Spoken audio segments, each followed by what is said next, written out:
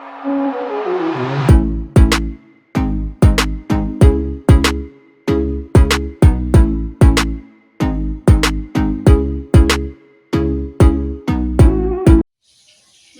বন্ধুরা, আজকে আমার রান্নাঘরের কাজল কিচেন্সের মেনু হলো পুঁই শাকের ছ্যাঁচড়া, অনুষ্ঠান বাড়ির মতন। তো পুঁই শাকের ছ্যাঁচড়াটা রান্না করার জন্য আমার লাগছে অবশ্যই পুঁই শাক, আর তার সাথে আমি মাছের মাথা আর মাছের ডিমটা দিয়ে দেবো। তোর জন্য মাছের মাথা নিয়েছি, হাফ বড় কাতলা মাছের মাথা আর ডিম।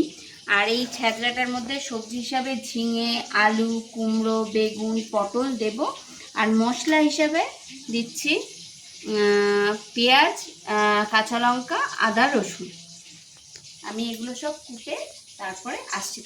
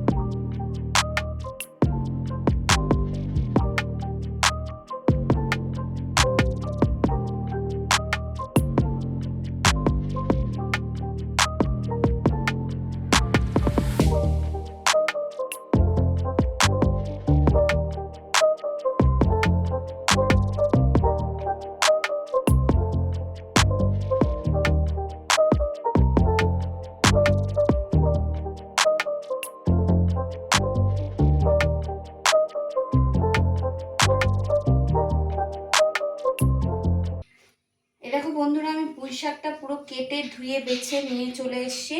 এই যে আমার সব সবজি কাটা হয়ে গেছে, এখানে মশলাগুলো রেডি করে নিয়েছি গুছিয়ে। আর এখানে এবার আমি দুটো কড়াইও বসিয়ে দিয়েছি। একটার মধ্যে একটু জল গরম বসিয়েছি, যেটার মধ্যে আমি এখন পুঁই ডাঁটাগুলো আমি একটু নুন দিয়ে সেদ্ধ করে নেবো আলাদা, কেন পুঁই ডাঁটাগুলো একটু শক্ত হয়, ওর জন্য সেদ্ধ করে নেব।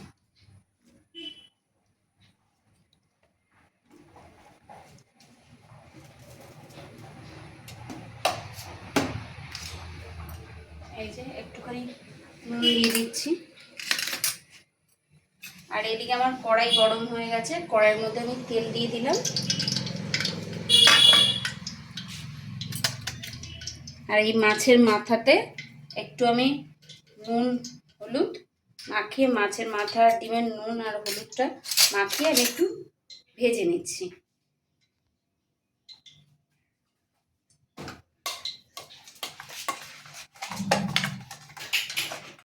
এ দেখো বন্ধুরা, আমি মাছের মাথাটা ভেজে তুলে নিয়েছিলাম। সেই মাছের মানে ভাজার তেলটার মধ্যে ডিমটা দিয়েছি। ডিমটা দিয়ে আমি নাড়াচাড়া করেছি। তোমাদের বারবার করে বলা, মাছের ডিম দিলে কিন্তু মাছের ডিম খুব ফাটে। মাছের ডিম ঢাকা দিয়ে তোমরা ভাজবে। তারপর যেহেতু আমি মাছের ডিম চচ্চড়ি মানে পুঁই শাকের চচ্চড়ির মধ্যে দেবো, ওটা আমি ভেঙে নিয়েছি খুন্তি দিয়ে। কিন্তু তোমাদের একটা কথাই বারবার বলা, মাছের ডিম তেলে দেওয়ার সঙ্গে সঙ্গে গ্যাসটা সিমে করে মাছের ডিমটা ঢেকে দেবে, নাহলে মাছের ডিমটায় কিন্তু প্রচণ্ড পরিমাণ ফাটতে থাকে। এইরকম আমার মাছের ডিমটাও ভাজা হয়ে গেছে। মাছের ডিমটা আমি তুলে নিচ্ছি।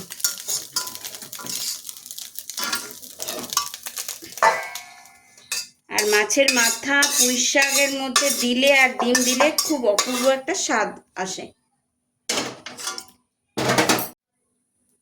এই দেখো বন্ধুরা, এবার ওই কড়াইতে আমি আরেকটু তেল দিচ্ছি। তেল দিয়ে এবার আমি এই যে ফোড়নটা রেডি করেছিলাম, এই 5 ফোড়ন, শুকনো লঙ্কা, তেজপাতা, এগুলো তেলের মধ্যে আমি ফোড়নটা দিয়ে দিচ্ছি। দিয়ে সবজিগুলো ভাজবো। আমি সবজিগুলো একবারেই ভাজবো, আলাদা আলাদা করে ভাজছি না। আলাদা আলাদা করে ভাজলে প্রচুর তেল লাগবে। তো যতই অনুষ্ঠান বাড়ি বলি, বিয়ে বাড়ি মানে বাড়িতেই যেহেতু রান্নাটা হচ্ছে, তো ওর জন্য আলাদা আলাদা করে আমি সবজিটা ভাজবো না, সবজিটা একসাথেই আমি দিয়ে দেবো। ফোড়নটা রেডি হয়ে যায়।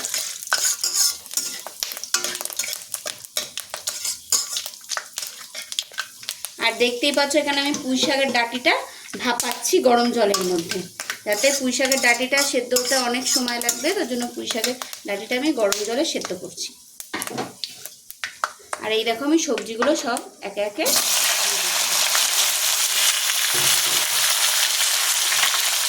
এবার আমি ওই সবজির মধ্যে একটু নুন হাফ চামচ মতন আর এই হলুদ গুঁড়ো হাফ চামচ মতন দিয়ে এবার এটা নাড়িয়ে আমি ঢেকে রাখবো। এটা নরম হয়ে যাবে, তারপরে এর মধ্যে মশলা দেব। আর ততক্ষণ আমি শিলে এই মশলাটা বেটে নিয়ে আসছি। এটা গ্যাসটা কমিয়ে আমি এটা ঢেকে দিচ্ছি।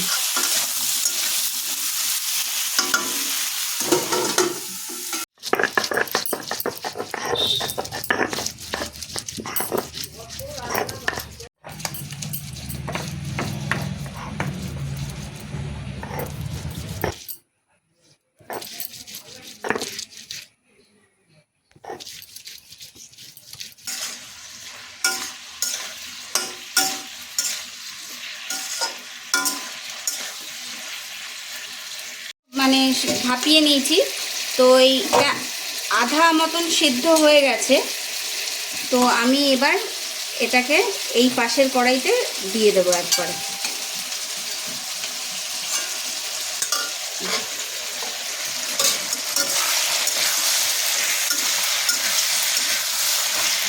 এবার এই সবজিগুলো নরম হতে থাকুক, আমি ততক্ষণ এই কড়াইটা ধুয়ে এই কড়াইটার মধ্যে আমি মশলাটা সাজিয়ে রেডি করে নিচ্ছি।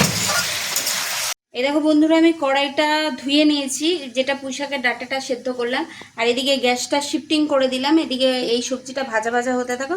ততক্ষণে আমি পুঁই শাকের মশলা, যেটা আমি এই পেঁয়াজ আদা রসুনটা যেটা বাটলাম সেটা, আর সঙ্গে যে মশলাটা কষাবো, এই যে আমি শিলনোড়া আধা বাটা পছন্দ করি, তো এই শিলনোড়াতে পেঁয়াজ আদা রসুন কাঁচা লঙ্কা আমি আধা বাটা করেছি। আর এদিকে তেলটাও আমার গরম হয়ে গেছে, তো তেলটার মধ্যে আমি দিয়ে ভাজা ভাজা করব। তারপরে যে রেগুলারের জিরের গুঁড়ো লঙ্কার গুঁড়ো লাগে সেগুলো তারপরে আমি দেব।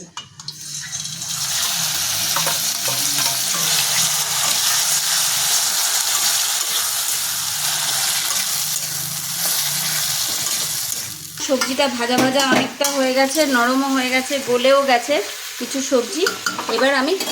এবার আমার সবজির যে পুঁই শাকের যে পুঁই পাতাটা আছে, এবার ওই পুঁই পাতাটা আমি দিয়ে দিচ্ছি এর মধ্যে, দিয়ে নাড়াচাড়া করে আবার ঢাকা দিয়ে দেবো।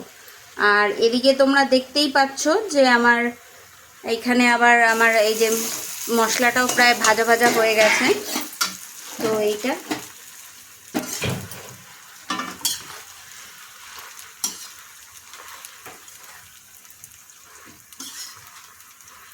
এটা একটু গরম পেলেই নরম হয়ে যাবে।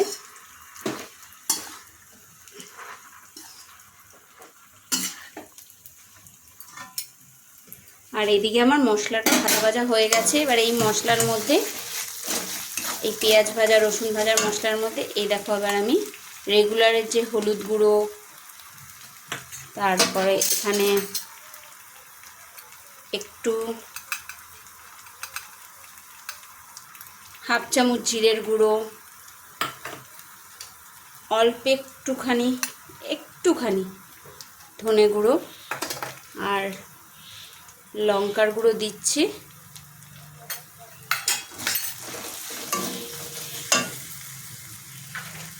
মশলাটা যাতে পুড়ে না যায় একটু জল দিলাম।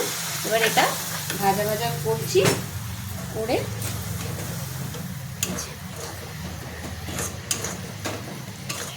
এটা ভাজা ভাজা হতে থাক, তারপরে ফিরে আসছি আমি আবার।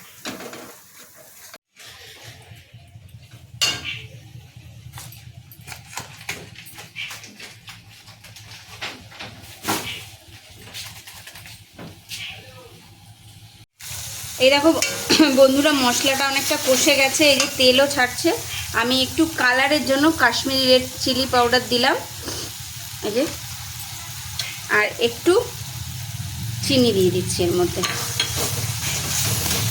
এবার ভালো করে মশলাটা সাঁতলে তারপর আমি ওই সবজির মধ্যে দিয়ে দেবো, তরকারিটার মধ্যে পুঁই শাকের তরকারিটার মধ্যে দিয়ে দেবো। এই দেখো বন্ধুরা, আমার এই মশলাটা কষানো হয়ে গেছে, কি সুন্দর তেলও ছাড়ছে, আর কাশ্মীরি রেড চিলি পাউডার দেওয়াতে কালারটাও খুব সুন্দর আসছে। আবার এই মশলাটা আমি এই কড়াইটার মধ্যে শিফট করে দেব। এই যে কড়াইটা শিফট করে দিলাম, আর সাথে এই কড়াইয়ের মধ্যে একটু জল বসিয়ে দিই। এর মধ্যেই আমি এই যে মাছের মাথা আর মাছের ডিমটা দিয়ে দিলাম, যাতে মশলার সাথে খুব ভালো সুন্দর ফুটতে থাকে আর জিনিসটা মিশেও যায়। এবার মাথাটা আমি ভেঙে দিচ্ছি।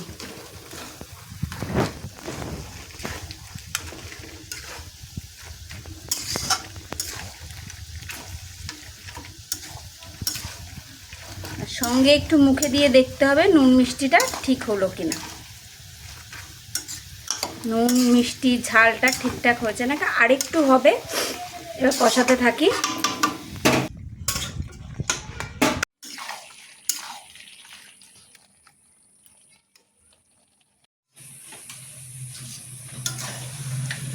এই দেখো আমার বিয়েবাড়ির ছ্যাঁচা তৈরি হয়ে গেছে।